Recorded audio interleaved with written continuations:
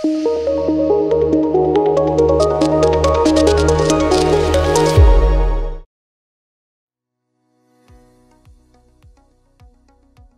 Everyone, I am doctor Keerthi, fertility expert 49 hospitals Vizag branch నుంచి మాట్లాడుతున్నానండి.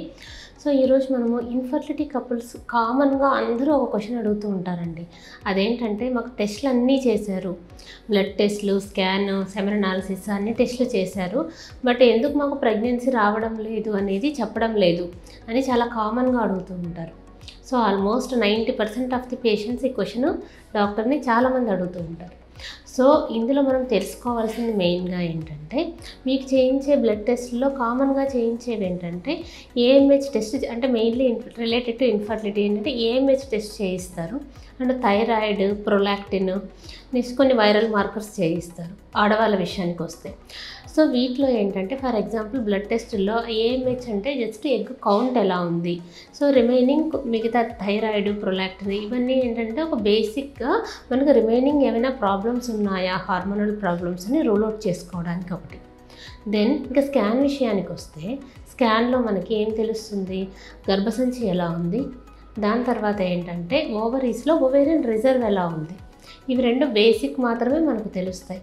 In case మీకు గర్భసంచిలో ఏదైనా ఫైబ్రాయిడ్స్ ఉండడం కానీ, లేదంటే అడినోమయోసిస్ అంటారు, అంటే గర్భసంచిలో వాపు ఉండడం కానీ, ఇలాంటి అంటే మేజర్గా కంటికి కనిపించే ప్రాబ్లమ్స్ ఏమైనా ఉంటే మనకు తెలుస్తాయి. కాబట్టి మనకు ఒక బేసిక్ స్కాన్ అంటాం. సో ఒక ఫస్ట్ స్కాన్లో మనము ఇవన్నీ ఏమైనా ప్రాబ్లమ్స్ ఉన్నాయా అని చూసుకుంటాం. ఇంకా ఓవరీస్ విషయానికి వస్తే, ఓవరీస్లో మెయిన్గా మనం చూసుకునే బేసిక్గా రెండో రోజు చూస్తే, డేట్ వచ్చిన రెండో రోజే మనకి కౌంట్ ఎంత ఉంది, ఓవేరియన్ రిజర్వ్ ఎంత ఉంది అనే విషయం తెలుస్తుంది. దాని తర్వాత తీసే స్కాన్స్లో ఎగ్ రిలీజ్ అవుతుంది, అంటే ఎగ్ పెరుగుతుందా లేదా, ఫాలిక్యులర్ స్కాన్స్ అంటాం అని తెలుస్తుంది అనమాట. సో ఒకవేళ ఇన్ కేస్ మీకు ఎగ్ కరెక్ట్గా పెరుగుతూ ఎగ్ రిలీజ్ అవుతున్నప్పటికీ అక్కడ కొన్ని చిన్న చిన్న ప్రాబ్లమ్స్ ఉంటాయి. అంటే ఏంటంటే ఊసైట్ క్వాలిటీ అంటారు. సో క్వాలిటీ అనేది అందరికీ ఒకటేలాగా ఉండదు. సో ఆ ఊసైట్ క్వాలిటీలో డిఫరెన్సెస్ ఉండొచ్చు. అండ్ ఇప్పుడు గర్భసంచి విషయానికి వస్తే ఎంబ్రియో అతుక్కోవడంలో కొన్ని ప్రాబ్లమ్స్ ఉండొచ్చు. సో ఇవన్నీ మీకు ఓన్లీ ఒక స్కాన్ చేసి మొత్తం అన్నీ మనకు చెప్పడానికి అవ్వదు. ఎందుకంటే ఎగ్ అనేది డైలీ రోజుకు పెరుగుతూ ఉంటుంది, అండ్ కంటికి కనిపించే ఆ ఎగ్లో మనకి క్వాలిటీ ఉందా లేదా అనే విషయం తెలియదు. అలాగే గర్భసంచికి కూడా ఇంప్లాంటేషన్, అందులో ఏమైనా ప్రాబ్లమ్స్ ఉన్నాయా, ఇవన్నీ ఏవి మనకి కంటికి కనిపించవు. ఓన్లీ మనకి స్కాన్లో గర్భసంచిలో కనిపించేది ఏంటంటే మేజర్గా ఏవైనా ఇలాంటి ఇష్యూస్ ఉన్నాయా, అండ్ ఎగ్లో సైజ్ మాత్రమే మనకు తెలుస్తుంది స్కాన్లో. సో రిమైనింగ్ ఇన్ డీటెయిల్ అంటే ఇన్ డెప్త్ డీటెయిల్స్ అనేవి ఒక స్కాన్లో మనం చెప్పలేము. ఇంకొక రెండో విషయం, మగవాళ్ళ విషయానికి వస్తే, ఈ సెమెన్ అనాలిసిస్లో ఏంటంటే మనం డ్రాస్టిక్గా అంటే కౌంట్ బాగా 5 మిలియన్ కంటే తక్కువ ఉన్న వాళ్ళకి మాత్రమే మనము కొంచెం ప్రెగ్నెన్సీ ఛాన్సెస్ తక్కువ ఉన్నాయి అని చెప్పడానికి వీలవుతుంది. ఆ పైన ఉన్న వాళ్ళకి యూజువల్గా అరౌండ్ 10 మిలియన్ ఉండి మొటిలిటీ 42% ఇలా ఉన్న వాళ్ళకి ప్రెగ్నెన్సీ ఛాన్సెస్ ఉంటాయి. సో బట్ మరి నాకు 10 మిలియన్ కౌంట్ ఉంది ఆర్ 15 మిలియన్ కౌంట్ ఉంది, నాకు ఎందుకు ప్రెగ్నెన్సీ రావడం లేదు, మార్ఫాలజీ ఎంత బాగుంది, అలా కూడా మనము ఎగ్జాక్ట్ ఇదే రీజన్ అని చెప్పడానికి ఉండదు. ఎందుకంటే ఎగ్లేకి స్పర్మ్ వెళ్ళే టైంలో ఇవన్నీ ఏవి మనకి స్కాన్లో అనేది కనిపించడం జరగదు.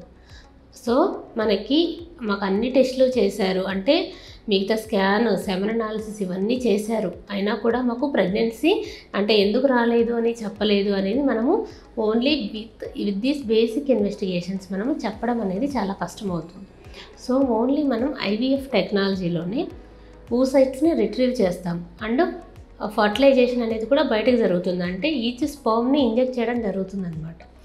సో ఈ టెక్నాలజీలో మాత్రమే మనకు ఎంబ్రియో క్వాలిటీ ఎలాంటిది, వచ్చిన oocytes ఎలా ఉన్నాయి, ఇవన్నీ మనము ఇన్ డెప్త్లో మనం చూస్తాం. కాబట్టి సో మనము హయ్యర్ ట్రీట్మెంట్స్కి వెళ్ళినట్లయితే మనకు సో బేసిక్ ట్రీట్మెంట్లలో ఫర్ ఎగ్జాంపుల్ ఐయుఐలో కానీ న్యాచురల్ సైకిల్లో కానీ ఎందుకు రాలేదు ప్రెగ్నెన్సీ అనేది కొంతవరకు మెయిన్లీ ఇలాంటి క్వాలిటీ ఇష్యూస్ ఉన్న పేషెంట్లకి తెలిసే అవకాశం ఉంది. సో మీకు బేసిక్ టెస్ట్లలో కన్నా ప్రెగ్నెన్సీ రాకపోతే మీరు ఐవీఎఫ్ టెక్నాలజీ లాంటి పద్ధతులకు వెళ్ళినట్లయితే మనకు అట్లీస్ట్ ఏంటి ఇష్యూ అనే విషయం తెలిసే అవకాశం ఉంది.